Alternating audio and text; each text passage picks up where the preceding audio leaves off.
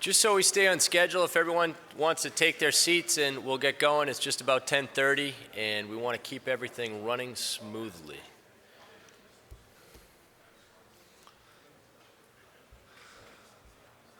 Good morning. My name is Kyle Quinn. I'm with Putnam Investments. I'm a regional marketing director. I work with financial advisors in Southeast Florida, in Dade, Broward, and Palm Beach County. A lot of folks traveling from around the country. For those not from Florida, we'd like to welcome you all to God's waiting room.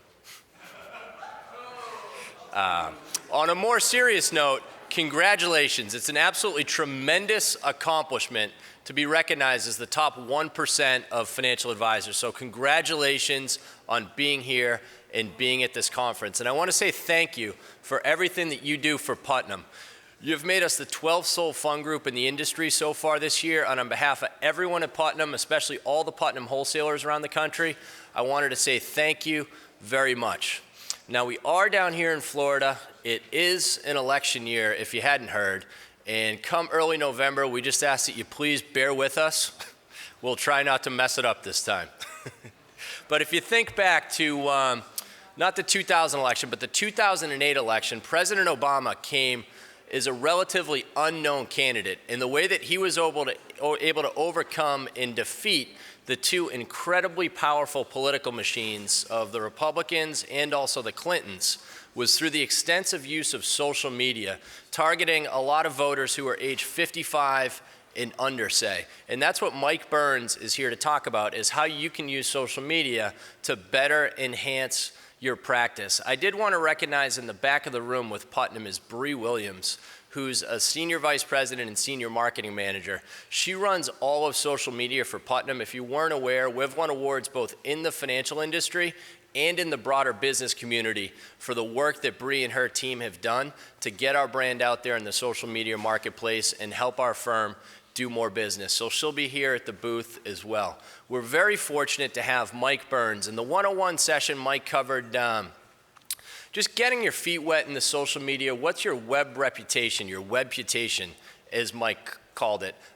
What does it look like when you're out in all the different mediums of social media? And what Mike is going to talk about in the 2-on-1 session is get a little bit more in depth in the nitty-gritty and share some implementable ideas as to how you can use social media to do more business and prospect for more clients. Mike Byrnes is the president and founder of Byrnes Consulting. It's a practice management firm that specializes in social media. They're a practice management first, but they do specialize in social media. And Mike has been published more than any other social media author in the financial trade publications, Barron's, and others.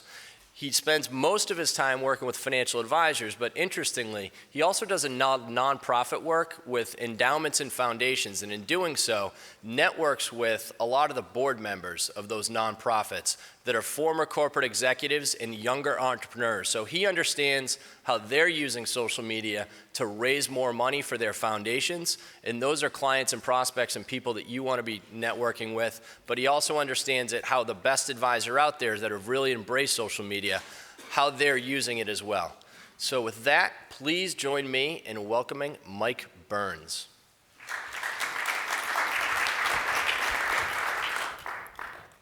Kyle, thank you very much. I appreciate it.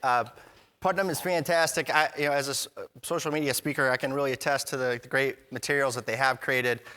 It's hard to walk by their booth. They're one of the first ones. Stop and get this material. It'll really help. It'll complement some of the stuff that we talked about in the 101 and 201. Made my job a little easier because there's expert information here that I don't have to talk about. They also, where do they go? They got these great pens, and if you're one of those new iPhone 5 people, you want to wipe off the screen, a little promo for Putnam. They got some good giveaways, so make sure you stop by there. So we're here. Quick show of hands. Was anybody in the 101 session? Hey, thank you for coming back. I guess it was good enough that you were interested. I'll try not to cover the same stuff, and I promise I'll be at this conference the whole time. Catch me at lunch, dinner, whatever. I love to talk about this stuff, so don't be afraid to ask me questions. I love to start with the 201 with this quote: "Change is the law of life, and those who look only at the past or present are certain to miss the future." This was decades ago that this quote was made, but I think it really holds even more truth now. You're likely the best of the best advisors, And you've got here for a reason, and social media wasn't a part of it. I'm here to say that it's going to hold value, and it's not going to be the end-all, be-all, but it is going to help your business. So pay attention to what this great president said, because it's going to help you. The problem that most of you have, is anyone here, I asked this question the last time, is anyone restricted where they can't use a social media site? That's it? I thought it would be higher. One more time, is anyone restricted? Your compliance folks aren't here, we're not gonna get in trouble. Okay, this is the model in the financial services marketing world. It's an ivory castle, and people have the control of the marketing and compliance. They always, a few handful of people figured out what made the most sense and disseminated it. But the new world of social media is different, and it allows for the whole sales force in some ways, all the advisors, to have kind of their own marketing message.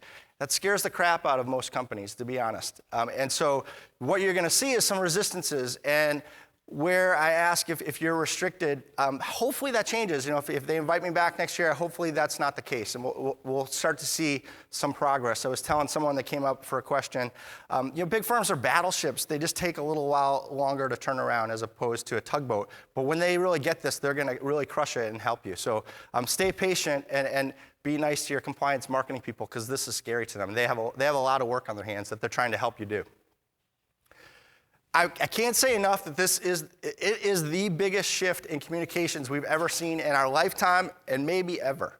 To understand this, we need to kind of just do a quick time machine and go back. Anyone guess what this is? Printing press. It really revolutionized communications back in the beginning of the 14th, I think 15th century, and it brought in a whole new era. It was the Renaissance. Maybe one of the most important eras in human race. And it had a lot of change. Think of other communications revolutions. You had printing press, you had newspapers, magazines. Then they added color. They added so much life to communications. You had the radio. Everybody knows the radio. You can now hear. That changed the world of communications. TV, black and white. Then it came out one of the first color TVs that was out to the public. Think of how those communications changed the world and the way that people communicated.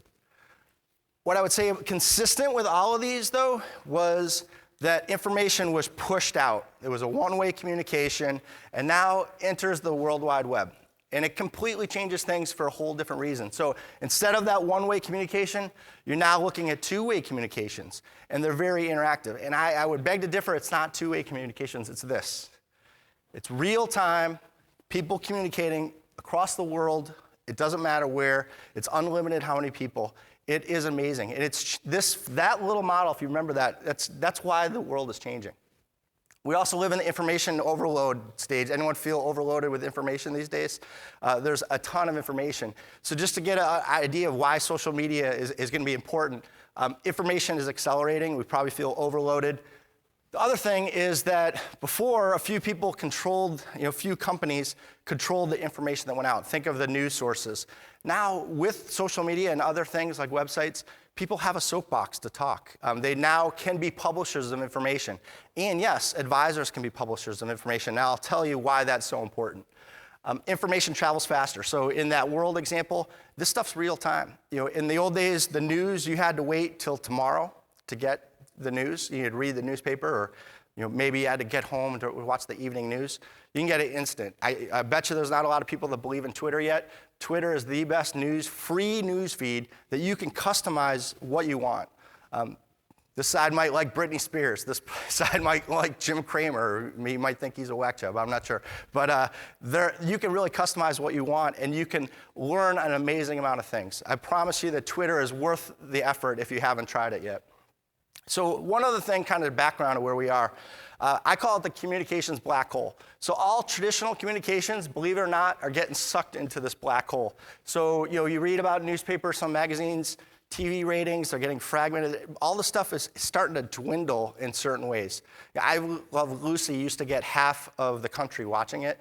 Now American Idol might get 5%. So the world is different. People are going online, and actually, I have movies up there. Just as an interesting stat, I just heard that last weekend was the lowest movie turnout in theaters since post-September 11th. Maybe there's bad movies out there, the Dark Knight thing, but it could just be that the way the technology is changing our lives, where we don't have to go to the movies, it comes to us. And even face-to-face communications, you see this especially in the younger generations. Older individuals think younger people are antisocial, but in reality, it's the most social generation of our time. They can be watching a show and texting or putting social media comments out to 50 people and sharing things about themselves. And it's changing the dynamic. So all these traditional communications, where are they going? They're getting sucked into this black hole, and they're coming out on the computers, on the handheld devices. And I want to go off on a little tangent about handheld devices because you need to know these trends. If you look back of how people accessed the internet in 2005, most of them did it through their laptop or through their desktop computer.